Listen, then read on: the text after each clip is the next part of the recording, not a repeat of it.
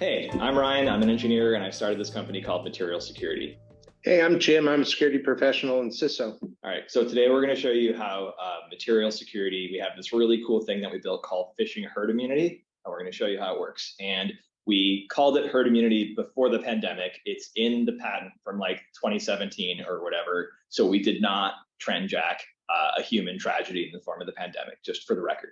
And I'm pretty sure herd immunity existed prior to 2017. Yeah, but no one said phishing herd immunity because I was a failed pre-med. I was a doctor washout of Stanford who then ended up in security.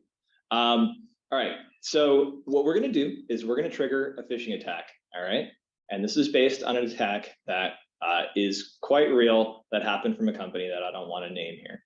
All right, so it's a movie premiere targeted at this poor guy at this poor company. It's from a reasonable domain, and the payloads on it are pretty tricky. So this thing will get through Google, it'll get through Proofpoint, it'll get through all the little blocker sniffer things, all right? And the payloads on it are one, a Google form, where someone's trying to go and get your phone number and your personal email at the bottom. It's a pretty high reputation domain. This is the actual Google form domain. If I get this, I can phone port you if you have any SMS two-factor. If I get this, I can go and send you like malware.exe to your Yahoo account that you're probably signed into your work, laptop with or whatever, right? Then the other fun one is there's malware here. The malware is password protected so that you can't scan it on the way in, but users will happily enter a password and open themselves because for Star Wars tickets for sure. Yeah, we live in the darkest timeline, and whatever. So, so what do we do here? Like, how are we supposed to like block this kind of thing? Well, the answer is you don't. You just train your users to be paranoid. And there's this stupid ... report phishing thing. We work on Google and Microsoft. There's all these buttons and toolbars and stuff. There's a report phishing thing. People can forward it to phishing at, snap.com or whatever, right? You just go. I can put a label on it with material because that's obvious. We don't really care how people report stuff. Just the more the merrier, however people got trained. And so then what we can do now is some pretty magical stuff. This is where herd immunity comes in. If one person got this, other people are probably getting something similar because the bad guys aren't dumb. They can get it through one, they can get it through a bunch, all right? And so what you end up seeing is companies have this like, SOC that's supposed to triage these things or automation that's just gonna scan it again and hope something different happens, all right? But you need to look at this stuff because the person who sits next to this person, or whatever is gonna fall for the thing. All right. And so when our customer got this, from the before times, they had 19 malware installs before they even knew they were getting hit. But the only reason they knew is because somebody reported it. And it took them like a half hour to triage that. And that sucks. All right. So with material, let me show you what happens. I'm going to show you some other guy who clearly just got the same attack.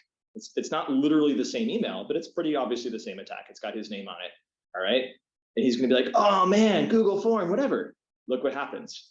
You get a speed bump automatically, right? And the point is, just because that guy reported it, you can just make this dude slow down and be like, are you sure you know what's up? All right. And you can do that for all the payloads. You can speed bump the attachments. You can speed bump the links. You can do whatever you need to do. All right.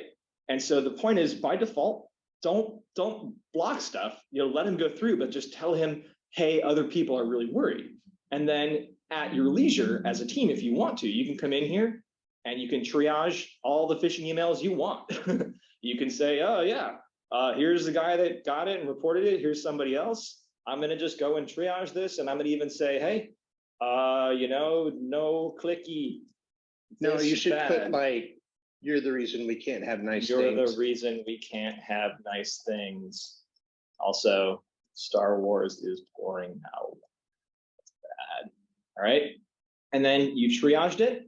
And now look what happens. This guy tries to fall for it now. You don't let him go through. You warn him. You train him right there in the moment saying, you're the reason we can't have nice things. You track the click. You send him to remedial phishing education. Everyone's better. And then if it takes you like 3 days to triage this stuff, it doesn't matter because you got the herd immunity. All right. So it makes everything a lot easier operationally. And then what's even fun is you can do your phishing simulations right here. Material can write directly to the mailbox. If 2 people got this and you wish that all 500 people on the finance team had gotten it, you just say, I want to make a new simulation from an actual incident that actually happened. You can riff on the attacker and steal their stuff. You can templatize it. Yeah, why would I, pay KnowBe4 to send me 3 years ago's phishing emails when I got plenty of them coming in? Don't pay for things you get for free. My mom taught me that, all right? So that's herd immunity. It works really well. It makes sense. And it kind of turns all your people into a big fancy crowdsourced phishing detector while justifying all the blood and treasure we spend on training them. All right. Not everybody's going to be good at this stuff, but you can use the people that are good at it to protect everybody else. The herd immunity analogy is really deep. Taking an old thing and training people on it is how vaccines used to work before RNA, you know? So I like analogies, and thanks for watching this demo. I love it. Sweet.